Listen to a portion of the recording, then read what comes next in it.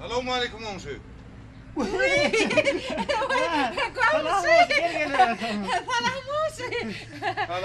Salam. Bey gelin mi de yağış olmayana işilecek ettim onun. Sizin emeği işini de yetti koydu ya. Yo aydı komşu aydı ver. Yo aydan mı yağış olun komşu bir mesele var. Şu meselenin çözümülsen aytacak komşu. Yo sen o diyecek meseleyi de çıktı onu yani durdun sen diyor. Çöpte olun yani sen komşu. Ay komşu. Ha. Sen tavukluğun var ha. Bir ay vermen melleğimden çıkana. Zor haçıl çıksam ben melleğimde. Ay komşu koyaysana şu atlanı dinlay beni. Komşu şu mellekten çıkana tavukluğun. Bir ehri ekinimi dikinim koymadılar. Bağırın çok çaptıktılar olur. Yer kovuyorlar beyitmede. Bir şolar men melleğime geçmedi alacak edip bir takla yaşanıyor ketek. Can komşu ha. Olur mana düşünme kusa. Men onu ne yapacak dedim. Şu hayıttan melleğine geçme Dedim Yani komşu dedik. Menem dedim komşu. Diyen bitmedi ben ne Aydan dedim. dedin o. Huğun etmedin mi dedin? Huğun? Dedin o aydan mı dedin? Doğru değil mi Kurbancan? Aydan mı dedin o? Ay onun hemen komşu. Şu arada hayedi bilendirek kalır aymalı orada anla. Komşu. Komşu harakta hayat ne var o? Ne seni komşu? kurutu koyur da ama. Hop. Yok komşu hayat değil mi o? Ay bor komşu böyle.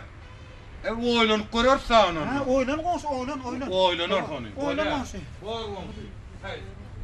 Ya sen mi iş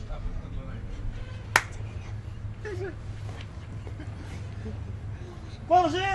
Bir yıl vakit ver ya o seni oynaşı ver.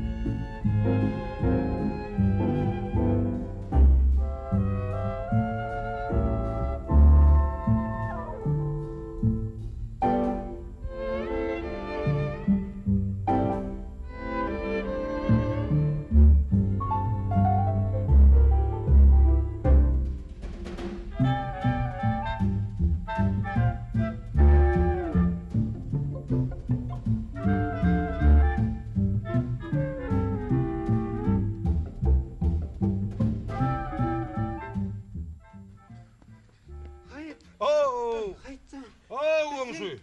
Sen yığını yarayım mutluğuna. Men tavukluğum ka. Bizim tavuklarımızın kıyamıyor. Ay tanıdım komşu. Bu yumurtkalar sen tavukluğun yumurtkaları. Ay men müngde bir razı komşu. Tavukluğun var indi kayar var hay kuş değil mi? O iş men melleciğimde otlap çokolapçık görsünler. Tü. Gel. Ne yumuşacık otlar ne gelse yumuşacık mellek. İşte ana su. Sen onun göğüne değil mi komşu? Bana gündüzleri yani yumurtka verecek olsalar var ha. Men bana razı komşu. Tak ya. Tak. Ne ha? Kuzluk yok mellengide kuzluk. Yok ketemedi bile yok.